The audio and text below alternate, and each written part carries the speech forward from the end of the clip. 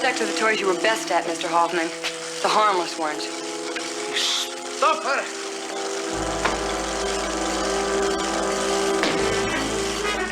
Let's not pretend we're just casually watching Wonder Woman in 2026, because we're pausing it a lot, but not for the reasons they were back in 1975.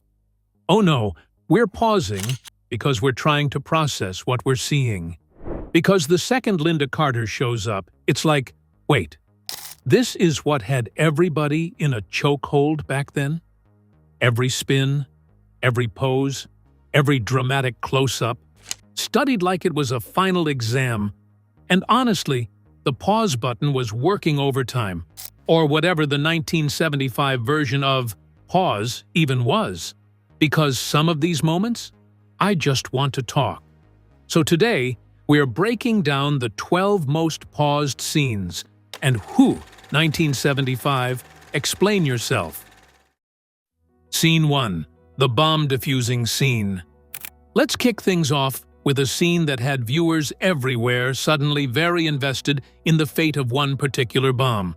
And I promise you, it wasn't purely out of concern for national security. In one of the early Season 1 episodes, our fearless Amazon princess finds herself in Steve Trevor's office, crouching over a live explosive device like she's defusing it on her lunch break.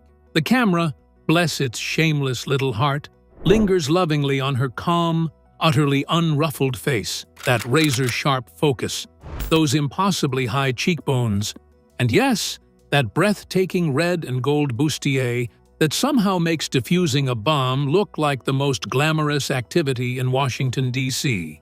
Now, you might think people were pausing to admire the technical detail of the bomb prop. You would be wrong. Viewers were pausing on those exquisite close-up shots of Lynda Carter's expression, that particular combination of cool concentration and devastating beauty that she absolutely weaponized throughout this series. It's the kind of freeze frame that makes you think, how is it physically possible for someone to look this good while preventing an explosion? The scene is pure, unapologetic 1970s TV magic, dramatic lighting, a ticking clock, and a leading lady so effortlessly captivating that the actual bomb becomes almost secondary. Almost. And here's the thing nobody talks about enough: the audacity of the costume choice in this moment. Most action heroes doing dangerous, grimy, technically demanding work are dressed accordingly. Sensible shoes, practical clothing. Not Diana. Diana defuses bombs in full superhero regalia, looking like she just stepped off a parade float. And the show has the absolute nerve to present this as completely normal. It's not normal. It's iconic. And viewers, bless them, paused on every single second of it. But wait, if a bomb can stop viewers dead in their tracks, can you imagine what happens when bullets start flying? Oh, honey, buckle up. Scene 2. Bullet deflection with the bracelets. Oh, this one. This one. If there is a single visual beat from the 1975 Wonder Woman series that has been paused, rewound, and replayed more times than any effects supervisor ever anticipated, it is the magnificent, gloriously campy moment when Diana raises those gleaming silver bracelets and deflects bullets out of midair. Let's set the scene. Villains. Always impeccably dressed in that particularly sinister 1970s way. Open fire. Diana, completely unbothered, throws her wrists up, and then sparks. Actual sparks. Flying metal fragments, catching the studio light and scattering like tiny dramatic fireworks. The sound design is aggressive and satisfying. A sharp metallic clang, clang, clang that feels almost musical. Fans have paused obsessively on the exact frame where the bullet makes contact, that precise millisecond of spark-on-bracelet impact. It became a kind of frame-by-frame treasure hunt. Was the bullet actually touching the metal? Was that a real spark or a superimposed effect? Did the continuity team forget to match the angles between shots? The answers, frankly, do not matter. The spectacle is everything. What makes this scene so perpetually irresistible is the combination of the genuinely thrilling stunt work. Lynda Carter reportedly insisted on doing many of her own physical scenes, and the utterly unflappable demeanor she brings to it. She doesn't flinch. She doesn't even blink. She simply raises her wrists like she's shooing away amyled inconvenience, and the bullets obediently deflect. Power. Absolute, shimmering, bracelet-clad power. Now, if deflecting bullets is the warm-up act, what happens when our girl decides it's time to completely change her identity in the middle of a public street? The answer is glitter, light flares, and absolute television chaos. Scene 3. The spin transformation reveal.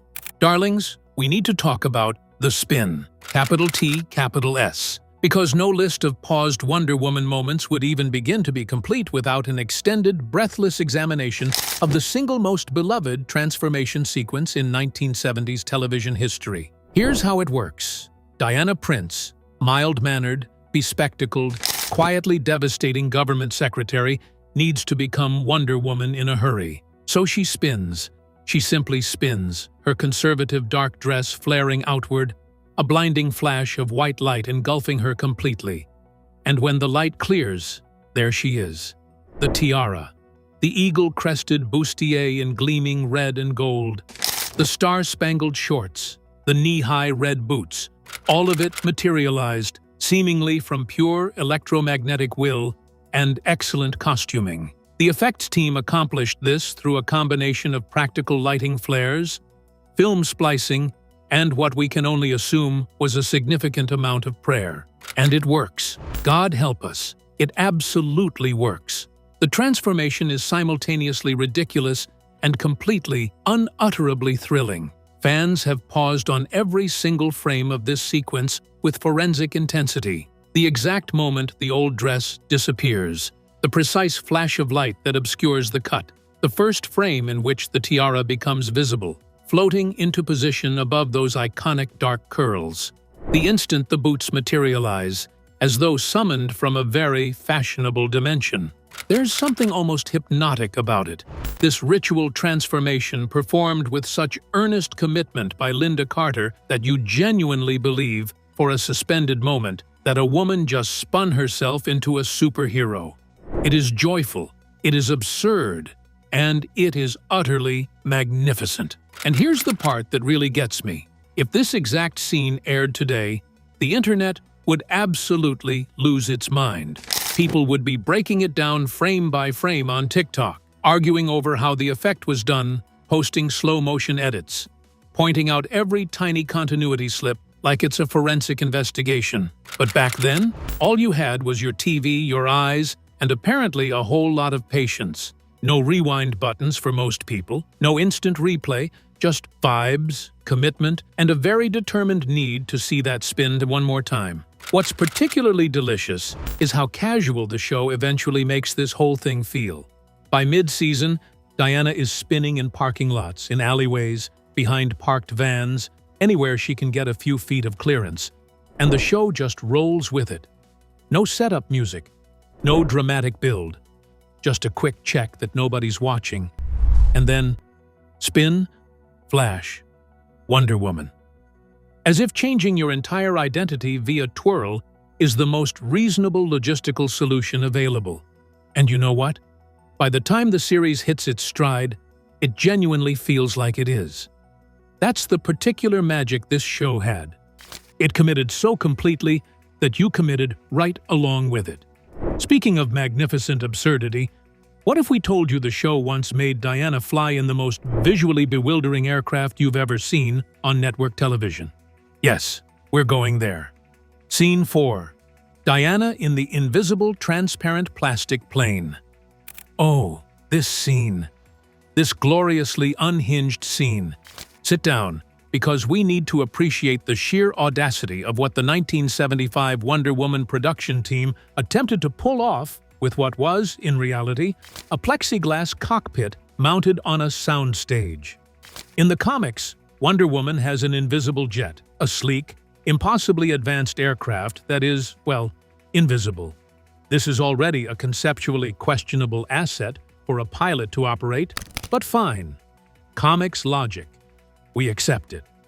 What we were absolutely not prepared for was the television interpretation of this concept, in which the invisible plane was represented by a clear plastic cockpit through which the camera could see Diana, seated operating controls that were also ostensibly invisible, appearing to float serenely several thousand feet above the ground. The effect is spectacular in all the wrong and therefore absolutely right ways. Lynda Carter, framed by what is obviously a transparent bubble of plastic, mimes piloting an aircraft with the cheerful professionalism of someone who has completely committed to the bit. The background behind her churns with what is clearly studio projection footage. The whole thing looks like Diana Prince decided to travel by sitting inside an enormous transparent snow globe. Viewers have paused on this shot for decades, and the reasons range from genuine technical fascination. How did they mount that? What is the exact composition of this shot? To pure, helpless, affectionate bewilderment. It is the most earnest, least convincing, and somehow entirely endearing special effect in the series. A freeze frame of Diana floating in clear plastic, expression serene and purposeful, remains one of the most distinctive images the show ever produced. But let's travel back in time, literally, to the very beginning, to the pristine shores of Paradise Island, where everything started, and where the camera captured something that stopped viewers completely cold. Scene 5. The beach run in the pale purple dress. Before the transformation sequences, before the bustier and the bracelets, before any of it, there was this shot. The beach shot. The one that introduced Lynda Carter to a primetime audience that had absolutely no idea what was about to happen to them. Paradise Island, as established in the series' pilot film, is a lush, sun-drenched Amazonian paradise populated entirely by extraordinarily beautiful women in flowing Grecian robes. And among all of them, walking along the shoreline in a pale purple dress so light and diaphanous that the sun essentially passes straight through it, is Diana. Graceful, luminous, utterly at home in her goddess-adjacent world. The camera catches her mid-stride, dark hair loose, the dress catching the wind with impeccable cinematic cooperation, the ocean glittering behind her. It is a breathtaking, effortless image, and people paused. They paused hard, in the particular reverential way you pause on a shot when you realize you're watching something that transcends the technical limitations of its medium. This scene exists before Diana is a superhero. She's just a woman running on a beach, and Lynda Carter makes it look like the most important thing that has ever been filmed. The pale purple fabric, the golden light, the suggestion of a world entirely apart from the anxious 1970s America outside viewers' living room windows. It's intoxicating. It's paradise, quite literally, and the camera knows exactly what it has. There's also something quietly revolutionary about this introduction that doesn't get discussed enough. Most superhero origin stories in this era opened with action, with danger, with a man in crisis. Wonder Woman opened with a woman in paradise. Confident, powerful, completely at peace in her own world, and only then introduced the conflict that would pull her away from it. The beach run isn't just visually gorgeous, it's a statement. This is who Diana is before the world gets its hands on her. And the fact that viewers paused on this, replayed it, returned to it, suggests that on some level they understood exactly what they were seeing. Now, from paradise, we take a very sharp left turn into occupied Europe. Because, honey, Wonder Woman's most provocative scenes weren't always about beauty. Some of them were about something considerably darker. Scene 6. The interrogation scene in Berlin. Nazi capture. Okay, put on your reading glasses, because we're about to discuss what is easily the most loaded scene in the series, and the one that generated the most uncomfortable, whispered fan discussion in the years since. The 1975 Wonder Woman series was set, crucially, during World War II, which meant its villains were Nazis, its stakes were global, and its dramatic situations occasionally veered into genuinely dark territory. Nowhere is this more evident than in the interrogation sequences, where Diana, bound, captive, surrounded by menacing figures in sharp uniforms, is subject to the full theatrical weight of wartime villainy. These scenes are framed with a very particular visual grammar: tight shots of ropes against Diana's wrists, extreme close-ups of her face in defiant expression, dramatic chiaroscuro lighting that makes her skin glow against the darkness of a Nazi-occupied room. The power dynamic is explicit and deliberate. This is a woman who can literally deflect bullets being restrained, and the tension of that contrast is absolutely intentional. Fans have paused on these sequences for layered and sometimes contradictory reasons. There's the genuine dramatic tension. Will she escape? But there's also the undeniable fact that these scenes were coded, from the very beginning, in the visual language of a certain kind of pulpy, provocative storytelling that goes all the way back to the original Wonder Woman comics of the 1940s. Creator William Moulton Marston was famously interested in themes of bondage and liberation, and that lineage is visible in how the show chose to stage these confrontations. It's complicated, it's fascinating, and viewers have been freeze-framing it and discussing it for 50 years. From the shadows of occupied Berlin, let's catapult forward to one of the show's most genuinely shocking narrative moments: the surprise arrival that nobody saw coming. Scene 7. Drusilla, Wonder Girl, first appears in America. Now this is some delicious narrative gossip right here, because the introduction of Drusilla, Diana's younger sister, who becomes Wonder Girl, is one of the most gloriously chaotic character reveals the series ever attempted, and the reaction shots are everything. Picture it. Diana Prince is going about her quietly extraordinary life in Washington, D.C., managing the eternal dramatic comedy of being a secret superhero employed by the government she's secretly protecting, when suddenly, there is another Amazon in America.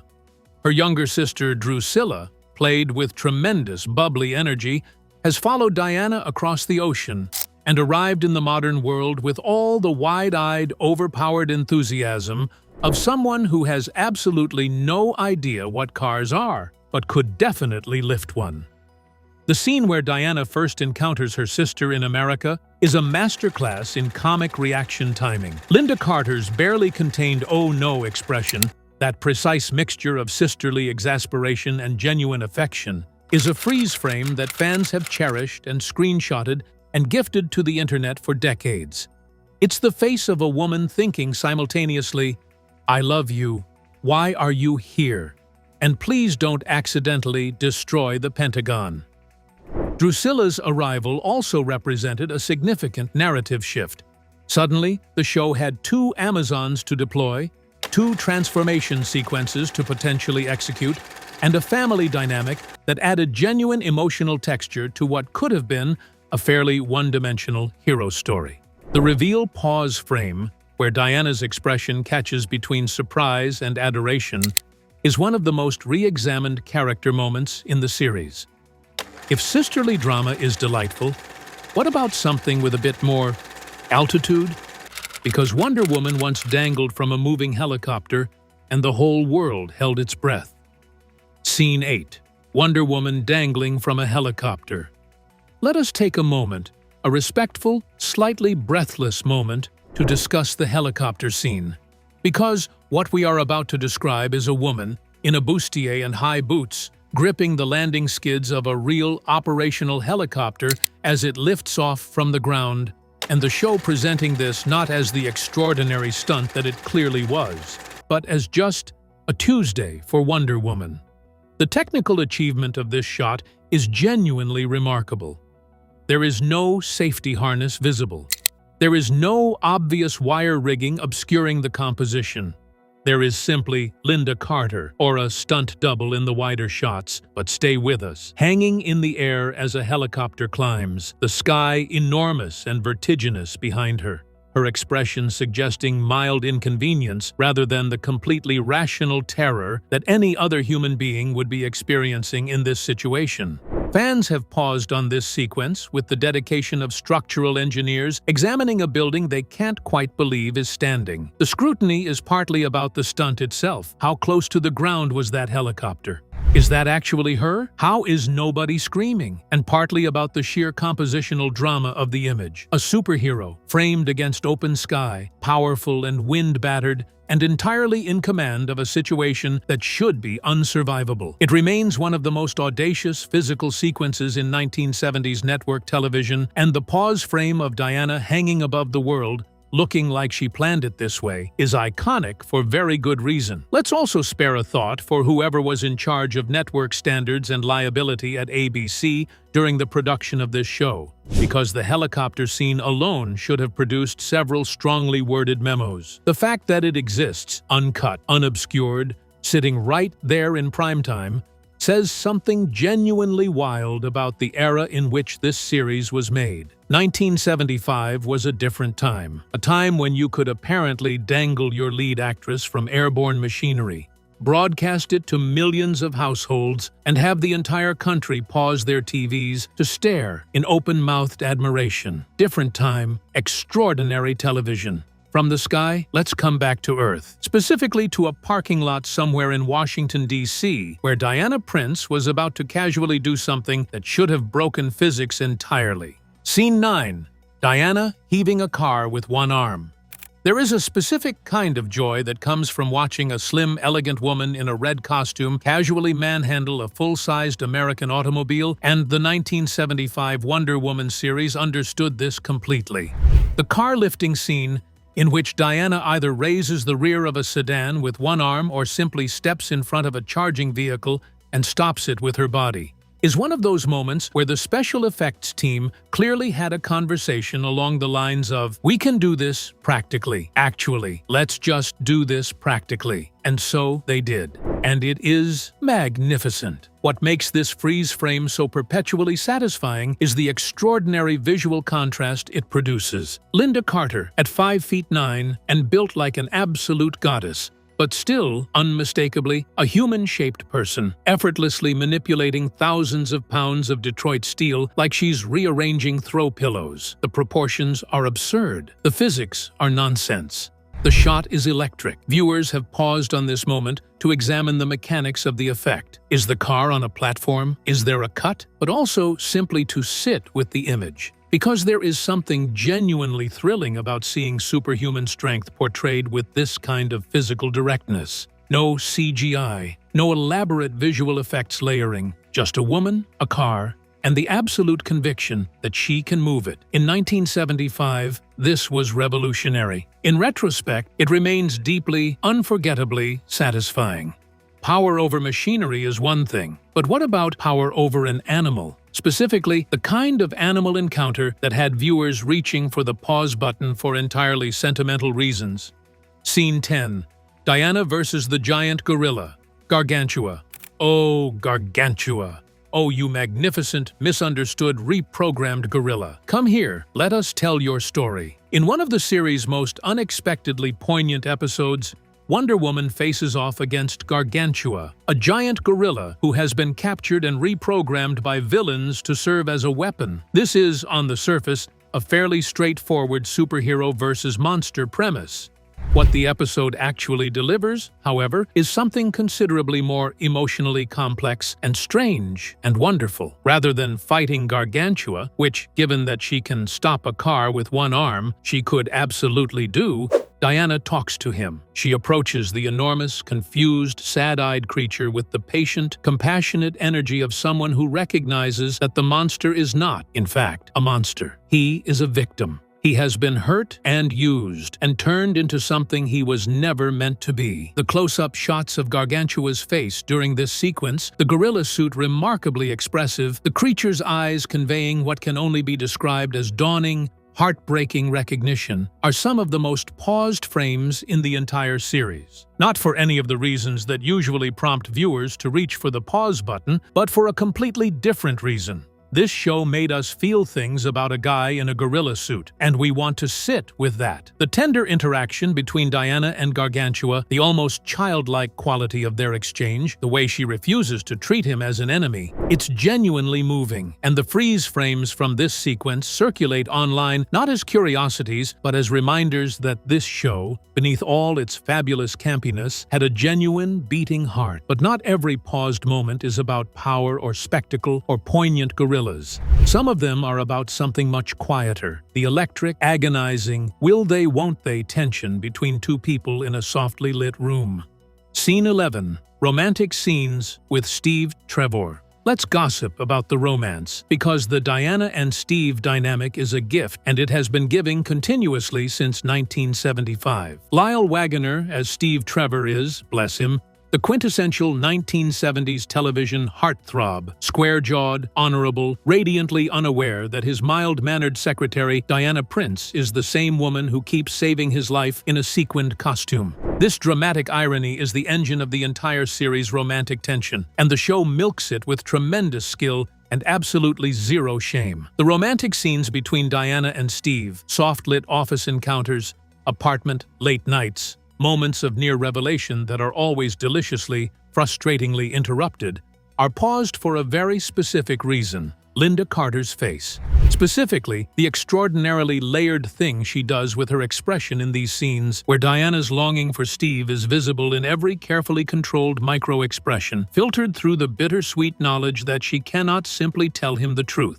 It's the performance of someone managing complicated emotions in real time, and it is genuinely beautiful. The old-school TV romance aesthetic, warm amber lighting, close two-shots, the particular charged stillness before an almost kiss, gives these scenes a nostalgic, honeyed quality that viewers have found irresistible for decades. Freeze frames from these moments circulate endlessly online, captioned with things like "the yearning," and "she is so in love with him," and "this is what romance looks like." They are not wrong. And finally, we've saved perhaps the most visually spectacular paused moment for last: the golden glow, the forced confession, the magical, morally absolute, utterly fabulous lasso of truth. Scene 12. Lasso of truth, interrogation, close-ups. And here we are, darlings, the grand finale, scene number 12, and arguably the most technically and dramatically paused moment in the entire series. The lasso of truth, interrogation. Here is what happens. Diana uncoils her magical golden lasso, a prop that somehow, despite being a literal piece of golden rope on a 1975 television budget, manages to look genuinely mystical, and wraps it around a villain. The lasso glows. The villain's resistance crumbles, and then comes the confession, reluctant, incredulous, helpless, because that is what the lasso of truth does. It removes the option of deception entirely. The close-up shots in these sequences are extraordinary. The golden light of the lasso plays against the villain's face, casting them in a warm, almost holy glow that contrasts magnificently with their expressions of dawning, horrified honesty. The cognitive dissonance of watching someone want to lie and being physically incapable of it is played with tremendous theatrical commitment by every actor who found themselves on the receiving end of Diana's lasso. And then there is Lynda Carter, holding the other end of this glowing rope, expression serene and implacable and entirely certain. This is a woman who has access to absolute truth, and she knows it.